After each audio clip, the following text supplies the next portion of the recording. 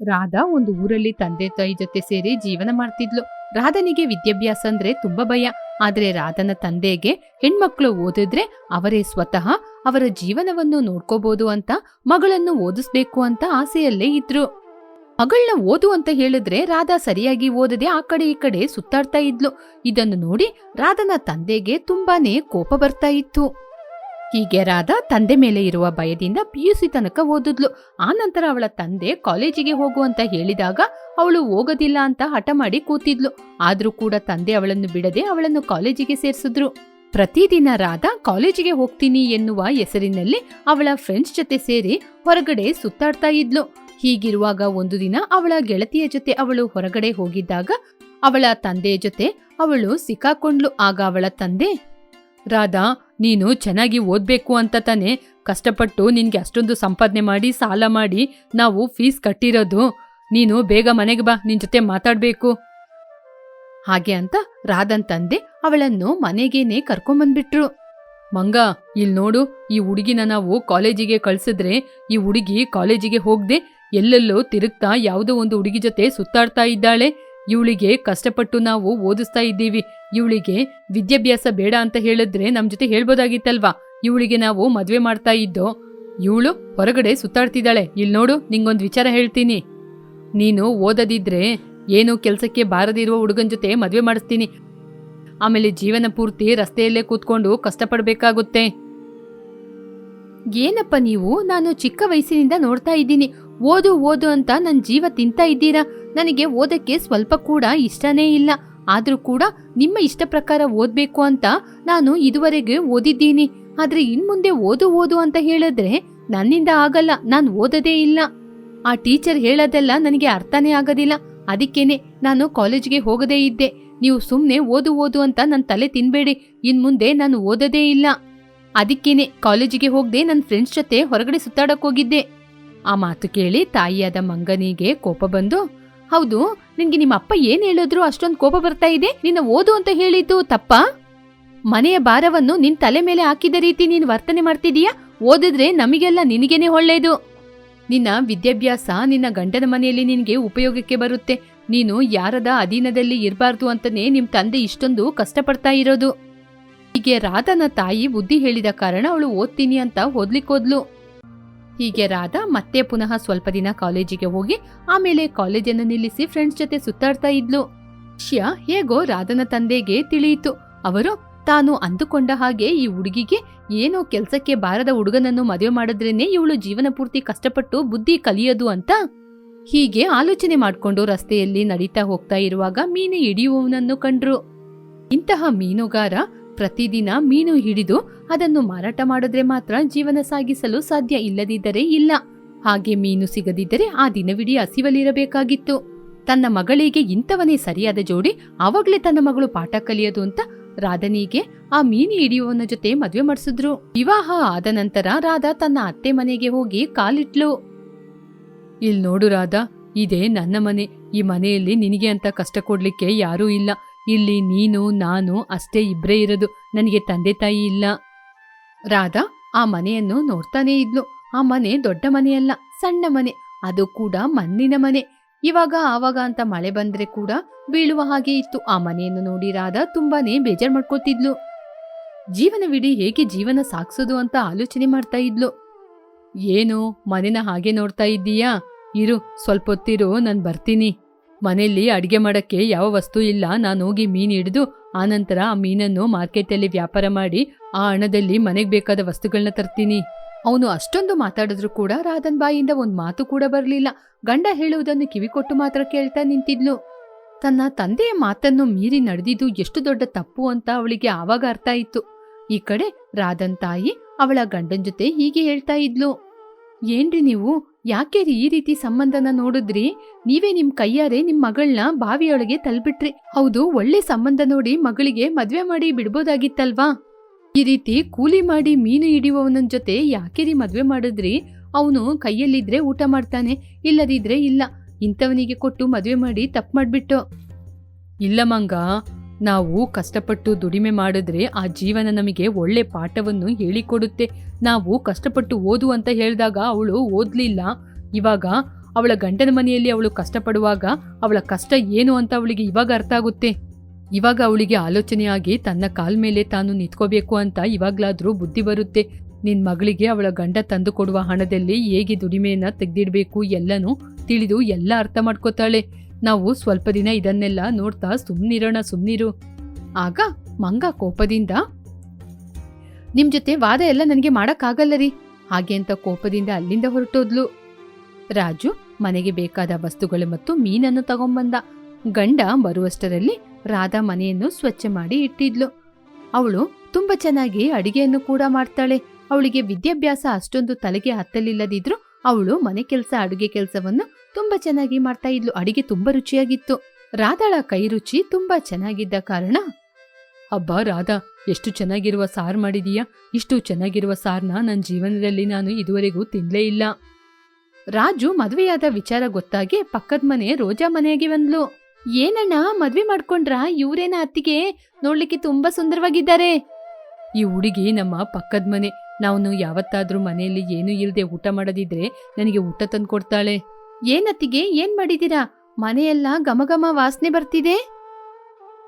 ನಾನು ಮೀನ್ ಸಾರ್ ಮಾಡಿದೀನಿ, ತಗೊಂಡೋಗಿ ರುಚಿ ನೋಡಿ ಹೇಗಿದೆ ಅಂತ ಹೇಳಿ. ಅತ್ತಿಗೆ, ವಾಸನೆ ಇಷ್ಟು ಚೆನ್ನಾಗಿದೆ ಅಂದ್ರೆ ರುಚಿ ಇನ್ನಷ್ಟು ಚೆನ್ನಾಗಿರುತ್ತೆ. ನನಗೆ ಗೊತ್ತಿರುವ ಹಾಗೆ ನಾನೊಂದು ಐಡಿಯಾ ಹೇಳ್ತೀನಿ. ಅಣ್ಣ ಮೀನ್ ತಗೊಂಬಂದ್ ಕೊಟ್ರೆ ನೀವು ಅದರ ಸಾರ್ ಮಾಡಿ ಮಾರಾಟ ಮಾಡಿ. ವಾಸನೆಗೆ ಜನರು ಬಂದು ತಗೊಳ್ಳಿಕ್ಕೆ ಕ್ಯೂ ಅಲ್ಲಿ ಬಂದು ನಿಂತಿರ್ತಾರೆ. ಹೀಗೆ ರೋಜಾ ಹೇಳಿದ ಮಾತು ಕೇಳಿ ರಾಧಾ ಸಣ್ಣ ಸ್ಮೈಲ್ ಮಾಡಿದ್ಲು. ಆನಂತರ ರೋಜಾ ಆ ಮಾತನ್ನು ಹೇಳಿ ಅಲ್ಲಿಂದ ಹೊರಟೋದ್ಲು.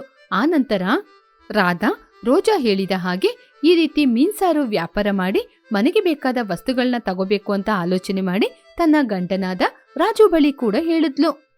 ರೀ, ರೋಜಾ ಹೇಳಿದ ಹಾಗೆ ನಾವು ಮೀನ್ಸಾರು ವ್ಯಾಪಾರ ಮಾಡಿದ್ರೆ ಹೇಗೆ ಇರುತ್ತೀರಿ? ನೀವು ಮೀನ್ ತಂದ್ಕೊಟ್ರೆ ನಾನು ಮೀನಿನ ಸಾರು ಮಾಡಿ ವ್ಯಾಪಾರ ಮಾಡ್ತೀನಿ. ಆವಾಗ ಮನೆಗೆ ಬೇಕಾದ ವಸ್ತುಗಳನ್ನ ಆರಾಮವಾಗಿ ತಗೋಬಹುದು. ನಮ್ಮ ಕುಟುಂಬ ಕೂಡ ಕಷ್ಟ ಇಲ್ಲದೆ ನಡೆಯುತ್ತೆ.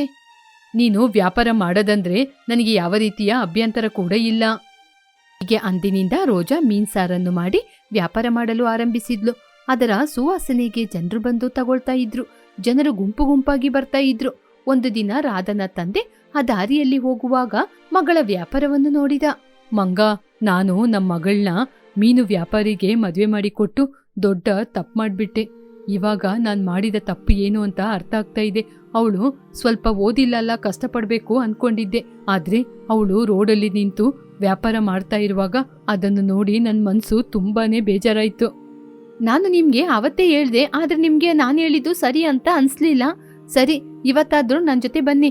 ಮಗಳನ್ನ ಹೋಗಿ ನೋಡಿ, ಮಗಳಿಗೆ ಮನೆಗೆ ಏನೇನ್ ಬೇಕೋ ಎಲ್ಲ ವಸ್ತುಗಳನ್ನ ತೆಗೆದುಕೊಟ್ಟು ಅವರಿಗೆ ಸ್ವಲ್ಪ ಸಹಾಯ ಮಾಡಿ ಬರೋಣ. ಹೀಗೆ ತಂದೆ ತಾಯಿ ಇಬ್ಬರು ರಾಧನನ್ನು ನೋಡ್ಲಿಕ್ಕೆ ಅವರ ಮನೆಗೆ ಹೋದ್ರು. ರಾಧಾ ಮನೆ ನೋಡಿ ಅವರಿಬ್ಬರು ಆಶ್ಚರ್ಯಪಟ್ರು. ಏನಮ್ಮ, ಮನೆ ಇಷ್ಟೊಂದು ಚೆನ್ನಾಗಿದೆ. ನಿಮ್ ತಂದೆ ಮನೆಯಲ್ಲಿ ಯಾವ ವಸ್ತುಗಳು ಕೂಡ ಇಲ್ಲ ಅಂತ ಹೇಳಿದ್ರು. ಇಲ್ಲಿ ನೋಡಿದ್ರೆ TV, fridge, washing machine, dining table ಅಂತ ಮನೆಗ್ ಬೇಕಾದ ಎಲ್ಲ ವಸ್ತುಗಳನ್ನ ಕೂಡ ತಗೊಂಡಿದ್ದೀರಾ.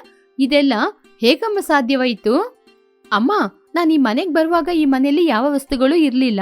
ಆದ್ರೆ ಈ ಮನೆಗ್ ಬಂದ ನಂತರ ನಾನು ವ್ಯಾಪಾರವನ್ನು ಆರಂಭಿಸಿ ಮನೆಗ್ ಬೇಕಾದ ಎಲ್ಲ ವಸ್ತುಗಳನ್ನ ಕೂಡ ತಗೊಂಡೆ. ನಾನು ಈ ರೀತಿ ಕಷ್ಟಪಟ್ಟು ಕೆಲಸ ಮಾಡ್ಲಿಕ್ಕೆ ನನ್ ಗಂಡ ತುಂಬಾ ಸಹಾಯ ಮಾಡಿದ್ರಮ್ಮ. ಆ ದೇವರ ದಯೆಯಿಂದ ಇವತ್ ನಾನು ಸಂತೋಷವಾಗಿ ಆರಾಮವಾಗಿದ್ದೀನಿ. ರಾಧನ ಮಾತು ಕೇಳಿ ಅವಳ ತಾಯಿಯಾದ ಮಂಗ ತನ್ನ ಗಂಡನ್ ಜೊತೆ, ಏನ್ರಿ, ಇವತ್ ನಂಗೊಂದ್ ವಿಚಾರ ಅರ್ಥ ಆಯ್ತು ರೀ. ಓದಿದ್ರೆ ಮಾತ್ರ ಅಲ್ಲ, ಜೀವನದ ಪ್ರಾಮುಖ್ಯತೆ ಏನು ಅಂತ ತಿಳ್ಕೊಂಡಾಗ ಮಾತ್ರ ಕಷ್ಟಪಟ್ಟು ಕೆಲಸ ಮಾಡ್ಲಿಕ್ಕೆ ಸಾಧ್ಯ. ಹಣ ಇರುವ ಹುಡುಗನನ್ನು ನೋಡಿ ಮದ್ವೆ ಮಾಡಿಸಿದ್ರೆ ಆ ಹುಡುಗ ಎಂತವನು ಅಂತ ನಮ್ಗೆ ಕೂಡ ಏನು ಅರ್ಥ ಆಗ್ತಿರ್ಲಿಲ್ಲ. ಆದ್ರೆ ನಮ್ಮ ಅಳಿಯಂದಿರು ಕಷ್ಟಪಟ್ಟು ಕೆಲಸ ಮಾಡುವವರು. ಪ್ರತಿದಿನ ಕಷ್ಟ ಏನು ಅಂತ ಅವರಿಗೆ ಚೆನ್ನಾಗ್ ಗೊತ್ತಿದೆ. ಅದಕ್ಕೇನೆ ಅವನ ಹೆಂಡತಿಗೆ ಸಹಾಯ ಮಾಡಿ ಅವಳನ್ನು ಇಷ್ಟು ದೂರಕ್ಕೆ ಬೆಳೆಯುವ ಹಾಗೆ ಸಪೋರ್ಟ್ ಮಾಡಿದ್ದಾರೆ. ನಮ್ಮ ಮಗಳಿಗೆ ಬೇರೆ ಹುಡುಗನನ್ನು ನೋಡಿದ್ದಿದ್ರೆ ಅವನು ನಮ್ ಜೊತೆಯಿಂದ ಚೆನ್ನಾಗಿ ಹಣವನ್ನು ಕೂಡ ತಗೊಂಡು ನಮ್ಮ ಮಗಳನ್ನ ಎಷ್ಟೊಂದು ಹಿಂಸೆ ಮಾಡ್ತಿದ್ನೋ ಯಾರಿಗೆ ಗೊತ್ತು ರೀ. ಅದ್ರಿಂದ ಪ್ರತಿಯೊಬ್ಬನಿಗೂ ವಿದ್ಯಾಭ್ಯಾಸದಲ್ಲಿ ಯಾವ ಸಂಬಂಧನೂ ಇಲ್ಲ. ಕಷ್ಟದ ಪ್ರಾಮುಖ್ಯತೆ ತಿಳಿದವನಿಗೆ ಎಂತಹ ಪರಿಸ್ಥಿತಿಯಲ್ಲೂ ಕೂಡ ದುಡಿದು ಸಂಪಾದನೆ ಮಾಡ್ತಾನೆ. ಆನಂತರ ತಂದೆ ತಾಯಿ ಇಬ್ರು ತನ್ನ ಮಗಳ ಬಳಿ ಕ್ಷಮೆಯನ್ನು ಕೇಳಿ ಆನಂತರ ಎಲ್ಲರೂ ಸಂತೋಷವಾಗಿ ಮಾತನಾಡ್ತಿದ್ರು. ಒಂದು ಅಂದವಾದ ಗ್ರಾಮದಲ್ಲಿ ಜಯಮ್ಮ ಇದ್ರು. ಅವರಿಗೆ ಹೊಸದಾಗಿ ಮದುವೆಯಾಗಿ ಮನೆಗೆ ಬಂದ ರಜಿತಾ ಮತ್ತು ರವಳಿ ಎನ್ನುವ ಸೊಸೆಯಂದಿರಿದ್ರು. ಅವರಿಬ್ಬರು ತುಂಬಾ ಬುದ್ಧಿವಂತರು. ಅವರಿಬ್ಬರು ಒಂದೇ ಮನೆಯಲ್ಲಿ ಸಂತೋಷವಾಗಿ ಅನ್ಯೋನ್ಯವಾಗಿ ಜೀವನ ಮಾಡ್ತಿದ್ರು. ಆ ಊರಿನಲ್ಲಿ ಕುಡಿಯುವ ನೀರಿನ ವ್ಯವಸ್ಥೆ ಇರಲಿಲ್ಲ, ಕರೆಂಟ್ ಕೂಡ ಇರಲಿಲ್ಲ. ದೀಪದ ಬೆಳಕಿನಲ್ಲಿ ಅವರು ಅವರ ಜೀವನವನ್ನು ಸಾಗಿಸ್ತಾ ಇದ್ರು. ಪಟ್ನಕ್ಕೆ ಹೋಗಿ ವಸ್ತುಗಳನ್ನ ತರೋಣ ಅಂತ ನೋಡಿದ್ರೆ ಹೊರಗಡೆ ಬಿಸಿಲು ಜಾಸ್ತಿ ಇತ್ತು. ಬಿಸಿಲಿಗೆ ಎದುರ್ಕೊಂಡು ಹೊರಗಡೆ ಹೋಗದಿರುವ ಪರಿಸ್ಥಿತಿ. ಒಂದು ದಿನ ಜಯಮ್ಮ, ಅಮ್ಮ ರಜಿತಾ, ರವಳಿ, ನೀವಿಬ್ರು ಮನೆಯಲ್ಲಿ ಕೆಲ್ಸನ ಬೇಗ ಮಾಡ್ಬಿಡಿ, ಹೊರಗಡೆ ಬಿಸಿಲು ಜಾಸ್ತಿ ಇದೆ. ಹೊರಗಡೆ ಬಿಸಿಲು ಜಾಸ್ತಿ ಇದೆ ಅಲ್ವಾ, ನಾನು ನಮ್ಮ ಊರಿಂದ ತುಂಬಾ ದೂರದಲ್ಲಿರುವ ಬಾವಿಗೆ ಹೋಗಿ ನೀರ್ ತರ್ತೀನಿ. ಮೊದಲೇ ಬೇಸಿಗೆ ಕಾಲ, ಮೊದಲೇ ಹೋದಾಗನೇ ನೀರ್ ಸರಿಯಾಗಿ ಸಿಗೋದಿಲ್ಲ. ಇವಾಗ ನೀರ್ ಸಿಗೋದು ತುಂಬಾ ಕಷ್ಟ. ಯಾಕೆ ಅತ್ತೆ, ಕುಡಿಯುವ ನೀರಿಗೋಸ್ಕರ ನಾವು ಅಷ್ಟೊಂದು ದೂರ ಹೋಗ್ಬೇಕಾ? ಈ ಊರಲ್ಲಿ ನಲ್ಲಿಯ ವ್ಯವಸ್ಥೆ ಇಲ್ವಾ? ಅಷ್ಟು ದೂರದಿಂದ ನೀರ್ ತರೋದು ನಮ್ಗೆ ಕಷ್ಟ ಅಲ್ವತ್ತೆ? ವಾಟರ್ ಟ್ಯಾಂಕ್ ಅಲ್ಲಿ ನೀರ್ ತುಂಬಿಸ್ಕೊಂಬಂದ್ ಇಟ್ಕೊಂಡ್ರೆ ಒಳ್ಳೆ ತಾನೆ. ನೀರಿಗೆಲ್ಲ ಸಮಸ್ಯೆ ಇದ್ರೆ ನಾವು ಸರ್ಕಾರಕ್ಕೆ ಕಂಪ್ಲೇಂಟ್ ಮಾಡಿದ್ರೆ ಅವರು ನಮ್ಗೆ ನೀರಿನ ವ್ಯವಸ್ಥೆಯನ್ನು ಒದಗಿಸ್ಕೊಡಲ್ವಾ? ಇಲ್ ನೋಡ್ರಮ್ಮ, ಈ ಊರಿಗೆ ಯಾವ ಸೌಕರ್ಯನೂ ಇಲ್ಲ. ಇಲ್ಲಿರುವ ಜನರೆಲ್ಲ ಓದದೇ ಇರುವವರು. ಸರ್ಕಾರಕ್ಕೆ ಅವರಿಂದ ಕಂಪ್ಲೇಂಟ್ ಕೂಡ ಬರೆಯಕ್ಕಾಗಲ್ಲ. ಎಲ್ಲ ಜನರು ಕೂಡ ಆ ಬಾವಿಯಿಂದನೇ ಕುಡಿಯೋ ನೀರ್ನ ತಗೊಳ್ಳೋದು. ಇವಾಗ ಬಿಸಿಲು ಕಾಲ ಅಲ್ವಾ, ಅದಕ್ಕೆ ನೀರಿಗೆ ಇಷ್ಟೊಂದು ಕಷ್ಟ ಆಗ್ತಾ ಇದೆ. ನೀವು ಹೇಳಿದ ಹಾಗೆ ಟ್ಯಾಂಕಲ್ಲಿ ಹೊರಗಿಂದ ನೀರ್ ತರ್ಲಿಕ್ಕೆ ಈ ರಸ್ತೆ ಮಣ್ಣಿನ ರಸ್ತೆ ಅಲ್ವಾ, ಅದು ಕೂಡ ಆಗಲ್ಲ. ರಸ್ತೆ ಕೂಡ ಚೆನ್ನಾಗಿಲ್ಲ, ಅಲ್ಲಲ್ಲಿ ಗುಂಡಿಗಳಾಗಿವೆ. ಅದ್ರಿಂದ ಹೊರಗಡೆಯಿಂದ ವಾಹನ ಕೂಡ ಬರದೇ ಇಲ್ಲ. ಸರಿ ಅತ್ತೆ, ನಾವಿಬ್ರು ಕೂಡ ನಿಮ್ ಜೊತೆ ಬರ್ತೀವಿ. ನಾವು 3 ಜನ 3 ಬಿಂದಿಗೆ ತಗೊಂಡೋಗಿ ಕುಡಿಯೋ ನೀರ್ನ ತಗೊಂಬರೋಣ. ನೀವು ಒಬ್ಬರೇ ಎಷ್ಟು ದೂರ ಅಂತ ಹೋಗಿ ತಗೊಂಬರ್ತೀರತ್ತೆ? ನಿಮಗೆ ಯಾಕಮ್ಮ ಇಷ್ಟೊಂದು ಕಷ್ಟ? ಈ ರೀತಿ ಕೆಲಸ ಮಾಡಕ್ಕೆ ನಿಮ್ಗೆ ಅಭ್ಯಾಸ ಇಲ್ವಲ್ಲ? ಅದಕ್ಕೆ ಅಂತ ಏನ್ ಮಾಡಕ್ಕಾಯ್ತದೆ ಅತ್ತೆ, ಕೆಲ್ಸ ಎಲ್ಲಿದ್ರೂ ಕೂಡ ಮಾಡ್ಲೇಬೇಕು. ನಮಗೆ ಈ ರೀತಿ ಕೆಲ್ಸ ಎಲ್ಲ ಮಾಡ್ಲಿಕ್ಕೆ ತುಂಬಾ ಸಂತೋಷ ಅತ್ತೆ. ಬನ್ನಿ ಅತ್ತೆ. ಹಾಗೆ ಅಂತ ಹೇಳಿ 3 ಜನ 3 ಬಿಂದಿಗೆಯನ್ನು ತೆಗೆದುಕೊಂಡು ಹೋಗಿ ಬಿಸಿಲಲ್ಲೇ ಬಾವಿಯಿಂದ ನೀರನ್ನು ತಂದ್ರು. ಏನಕ್ಕ ಅತ್ತೆ, ಬಾವಿ ಅಂತ ಹೇಳಿದ ತಕ್ಷಣ ನಾನು ಇಲ್ಲೇ ಹತ್ರದಲ್ಲಿ ಎಲ್ಲೋ ಇರುತ್ತೆ ಅಂತ ತಿಳ್ಕೊಂಡೆ. ಪಾಪ, ಪ್ರತಿದಿನ ಅತ್ತೆ ಈ ಬಿಸಿಲಲ್ಲಿ ಅಷ್ಟು ದೂರ ಹೋಗಿ ನೀರ್ ತರ್ತಾರೆ. ಇನ್ ಮುಂದೆ ಅತ್ತೆ ಬೇಡ ಅಕ್ಕ, ನಾವೇ ಹೋಗಿ ನೀರ್ ತರೋಣ. ಹೌದು ರವಳಿ, ನೀನ್ ಹೇಳೋದೇನೋ ನಿಜಾನೇ.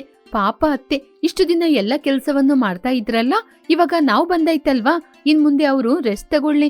ನಾವಿಬ್ರು ಮನೆ ಕೆಲ್ಸ ಹೊರಗಿನ ಕೆಲ್ಸ ಎಲ್ಲವನ್ನೂ ನಾವಿಬ್ರೇ ನೋಡ್ಕೊಳ್ಳೋಣ. ಹೀಗೆ ಅವರಿಬ್ಬರು ಮಾತಾಡ್ಕೊಂಡು ಕೆಲಸವನ್ನು ಮಾಡಿದ್ರು. ಆ ಬಿಸಿಲಿಗೆ ಒಲೆ ಹತ್ರ ನಿಂತು ಅಡಿಗೆ ಮಾಡಲು ರಚಿತಾ ಮತ್ತು ರವಳಿ ತುಂಬಾ ಕಷ್ಟಪಟ್ರು. ಏನಕ್ಕ, ಕಿಚನಲ್ಲಿ ಇಷ್ಟೊಂದು ಸೆಕೆ ಆಗ್ತಾ ಇದೆ. ಫ್ಯಾನ್ ಹಾಕೊಂಡ್ರೆ ಹೊರಗಿನಿಂದ ಸ್ವಲ್ಪ ಗಾಳಿ ಆದ್ರೂ ಬರುತ್ತೆ.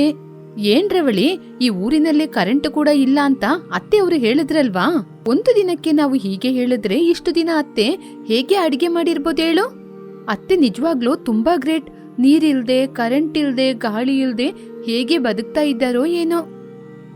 ಹೋಗಿ ಹೋಗಿ ನಾವೇನಕ್ಕ ಈ ರೀತಿ ಊರಲ್ಲಿ ಬಂದು ನಮ್ ಜೀವನನ ಮಾಡ್ತಾ ಇದ್ದೀವಿ. ನಾಳೆ ನಮ್ ಜೀವನನು ಹೀಗೇನೆ. ನಾವು ಏನಾದ್ರೂ ಮಾಡ್ಲೇಬೇಕಕ್ಕ. ನಾವು ಅಂದುಕೊಂಡ ತಕ್ಷಣ ಎಲ್ಲನೂ ಬದಲಾಗಲ್ಲ. ಈ ಊರಿನ ಜನರೆಲ್ಲ ಕೂಡ ಆಲೋಚನೆ ಮಾಡ್ಬೇಕು.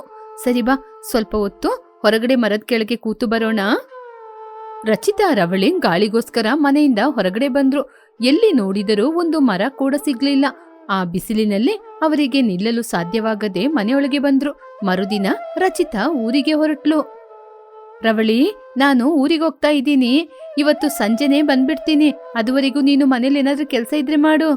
ಅಕ್ಕ, ಬೇಗ ಬಂದ್ಬಿಡಕ್ಕ. ಯಾವ ಫೆಸಿಲಿಟಿನೂ ಇಲ್ದಿರುವ ಈ ಮನೆಯಲ್ಲಿ ನನ್ನಿಂದನೇ ಇರಕ್ಕಾಗಲ್ಲ. ಸರಿ ರವಳಿ, ನಾನು ಹೋಗಿ ಬರ್ತೀನಿ. ಅತ್ತೆ, ಹೋಗಿ ಬರ್ತೀನಿ. ಹಾಗೆ ಅಂತ ರವಳಿ ಊರಿಗೆ ಹೊರಟ್ಲು.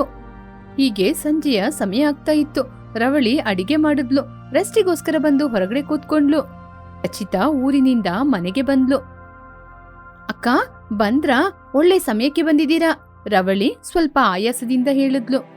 ಯಾಕೆ ರವಳಿ, ಯಾಕೋ ಒಂಥರ ಇದೀಯಾ? ಯಾಕೆ, ಏನಾಯ್ತು? ಆಯಾಸ ಆಗ್ತಾ ಇದೆಯಾ? ಅಕ್ಕ, ಬೆಳಿಗ್ಗೆಯಿಂದ ಎಲ್ಲ ಕೆಲಸ ಮಾಡ್ದೆ ಅಕ್ಕ. ಅಡಿಗೆ ಕೂಡ ಮಾಡಿ ಮುಗಿಸ್ದೆ.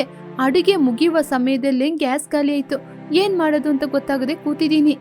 ಇವಾಗಕ್ಕೆ ಇರುವ ಅಡಿಗೆಯಲ್ಲಿ ಊಟ ಮಾಡ್ಬೋದು, ಆದ್ರೆ ಬೆಳಗಿನ ಜಾವಕ್ಕೆ ಹೇಗಾದ್ರೂ ಗ್ಯಾಸ್ ಬೇಕೇ ಅಲ್ವಕ್ಕ? ಇಲ್ಲಿ ಅಕ್ಕಪಕ್ಕದಲ್ಲಿ ಯಾವ ಹೋಟೆಲ್ ಏನು ಕೂಡ ಇಲ್ಲ. ಹೌದಾ ರವಳಿ, ಎಷ್ಟು ಸಮಯ ಆಗ್ಬಿಡ್ತು. ಸರಿ, ಪರವಾಗಿಲ್ಲ, ನೀನೇನು ಚಿಂತೆ ಮಾಡ್ಬೇಡ. ಬೇಗ ಕಾಡಿಗೆ ಹೋಗಿ ಸೌದೆ ತಗೊಂಬಂದ್ ಅಡಿಗೆ ಮಾಡೋಣ. ಹೀಗೆ ಬೆಳಿಗ್ಗೆ ಆಯಿತು. ರಚಿತಾ ರವಳಿ ಸೌದೆಗೆ ಅಂತ ಕಾಡಿಗೆ ಬಂದ್ರು. ಆ ಕಾಡಿನ ಮಧ್ಯೆ ಅವರಿಗೆ ಚಿಟ್ಟೆಗಳು ಹಾರ್ತಾ ಇತ್ತು. ಆ ಚಿಟ್ಟೆಗಳನ್ನು ನೋಡಿ ಅವರಿಬ್ಬರು ಸಂತೋಷ ಪಡುತ್ತಾ, ಅಕ್ಕ ನೋಡಿದ್ರ ಅಕ್ಕ, ಎಷ್ಟು ಚಿಟ್ಟೆಗಳು, ಬಣ್ಣ ಬಣ್ಣದ ಚಿಟ್ಟೆಗಳು ಹಾರ್ತಾ ಇದೆ. ನಾವು ಸಣ್ಣವರಿದ್ದಾಗ ಈ ಚಿಟ್ಟೆಗಳನ್ನು ಹಿಡಿದು ಆಟಾಡ್ತಾ ಇದ್ದೋ. ಎಷ್ಟು ಖುಷಿ ಖುಷಿಯಾಗಿ ಆಟ ಆಡ್ತಾ ಇದ್ದ ಅಲ್ವಾ? ಆ ಚಿಟ್ಟೆ ಹಾಗೆ ನಮಗೂ ಕೂಡ ರೆಕ್ಕೆ ಇದ್ರೆ ಹಾರ್ತಾ ಇರ್ಬೋದು.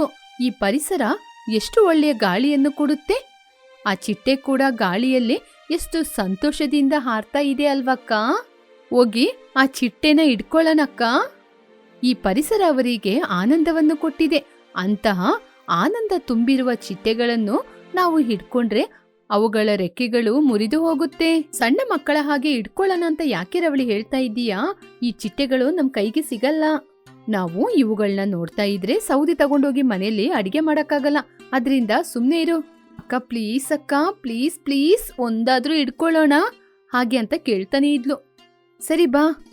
ಹೀಗೆ ಅವರಿಬ್ಬರು ಆ ಚಿಟ್ಟೆಯ ಹಿಂದೆನೇ ಹೋದ್ರು. ಚಿಟ್ಟೆಗಳು ದೂರ ದೂರ ಹಾರ್ಕೊಂಡೋಗ್ತಾ ಇತ್ತು. ಅವುಗಳ ಹಿಂದೆ ಎಷ್ಟೇ ಹೋದ್ರೂ ಕೂಡ ಅವುಗಳನ್ನು ಹಿಡಿಯಲು ಸಾಧ್ಯವಾಗಲಿಲ್ಲ. ರವಳಿ, ನಾವು ಎಷ್ಟು ದೂರ ಬಂದಿದೀವಿ, ಆದ್ರೂ ನಮಗೆ ಚಿಟ್ಟೆಗಳು ಸಿಗ್ತಾನೇ ಇಲ್ಲ. ನಾವು ಎಷ್ಟು ದೂರ ಹೋದ್ರೂ ಅವುಗಳು ನಮಗೆ ಸಿಗದಿಲ್ಲ. ನನ್ ಮಾತ್ ಕೇಳು, ಬಾ ಸೌದೆ ತಗೊಂಡ್ ಮನೆಗೆ ಹೋಗೋಣ. ಅಕ್ಕ, ನೀನು ಹೋದ್ರೆ ಹೋಗಕ್ಕ, ನಾನು ಬರೋದಿಲ್ಲ. ಆ ಚಿಟ್ಟೆನ ಹಿಡ್ಕೊಂಡೇ ಬರೋದು. ಈ ಚಿಟ್ಟೆ ಇಷ್ಟು ದೂರ ಹೋಗ್ತಾ ಇದೆ ಅಂದ್ರೆ ಅವುಗಳಿಗಿಂದೆ ನಮಗೆ ಏನೋ ಒಂದು ಪ್ರಯೋಜನ ಇದ್ದೇ ಇದೆ. ನನ್ನ ಮಾತು ಕೇಳಿ ಇಷ್ಟೊತ್ತು ನೀವು ನನ್ ಜೊತೆನೇ ಇದ್ರಿ, ಇನ್ನು ಸ್ವಲ್ಪ ಹೊತ್ತು ಇರಿ ಅಕ್ಕ. ಹೀಗೆ ಚಿಟ್ಟೆ ಆ ಕಾಡಿನ ಒಳಗೆ ಹೋಗ್ತಾ ಇತ್ತು. ಇವರಿಬ್ಬರು ಕೂಡ ಅದರ ಹಿಂದೆನೆ ಹೋಗ್ತಿದ್ರು. ಅವರಿಗೆ ಮುಂದಕ್ಕೆ ಹೋಗ್ತಾ ಹೋಗ್ತಾ ಅಂದವಾದ ಸುಂದರವಾದ ನದಿ ಸಿಕ್ತು. ಅಲ್ಲಿಯ ವಾತಾವರಣ ತುಂಬಾ ಹಚ್ಚ ಹಸಿರಿನಿಂದ ತಂಪಾಗಿರುವ ಗಾಳಿಯೊಂದಿಗೇನೆ ಇತ್ತು. ಅಲ್ಲಿ ವಿಧ ವಿಧವಾದ ಹಣ್ಣುಗಳ ಜೊತೆಗೆ ವಿಧ ವಿಧವಾದ ಗಿಳಿಗಳು ಕೂಡ ಇತ್ತು. ಆ ಪ್ರದೇಶ ನೋಡ್ಲಿಕ್ಕೆ ತುಂಬಾ ಸೌಂದರ್ಯದಿಂದ ತುಂಬಿತ್ತು. ಆ ಪ್ರದೇಶವನ್ನು ನೋಡಿ, ತಂಗಿ, ಆ ನದಿ ನೋಡು ಎಷ್ಟು ಚೆನ್ನಾಗಿ ಕಾಣ್ತಾ ಇದೆ ಅಂತ.